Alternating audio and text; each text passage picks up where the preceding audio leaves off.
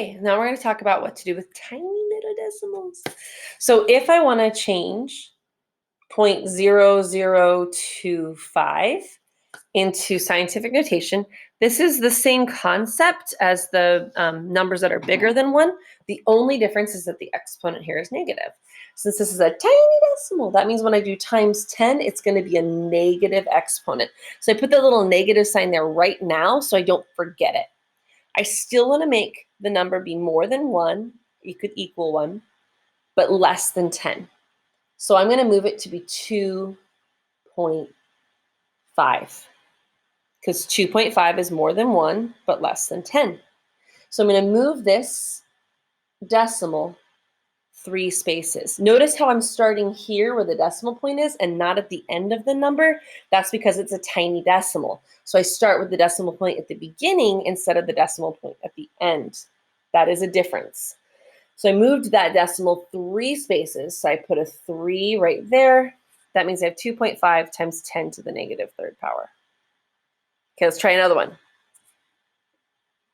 If I have 0.000875.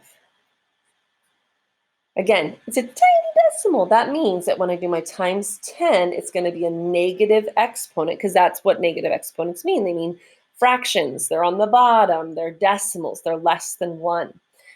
So I'm going to make this more than 1, but less than 10. 8.75.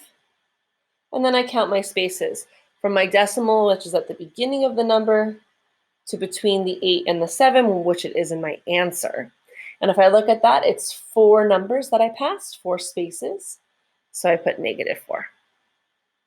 Okay, let's try the example that is in your notes. For those of you who don't have the notes out, I'll rewrite it up here. Example B is 0. And then there's 4 zeros, 2, 3, 4, 1, 6, 4. So this is the number we're working with.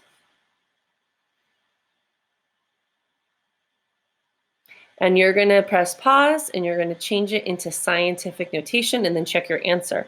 Please make sure you try it before you check. Otherwise, it won't work for you. It won't make any difference in your brain. Your brain won't grow. So try it first. Press pause and try.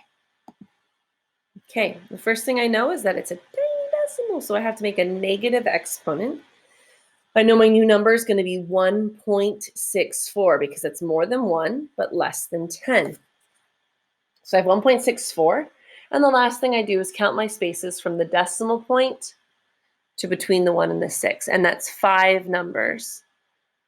Remember, we're not counting the 0 in the front because that's not where the decimal point was. It's right there, and it went past 1, 2, 3, 4, 5 numbers. That's why we put -5. Okay, great job, guys.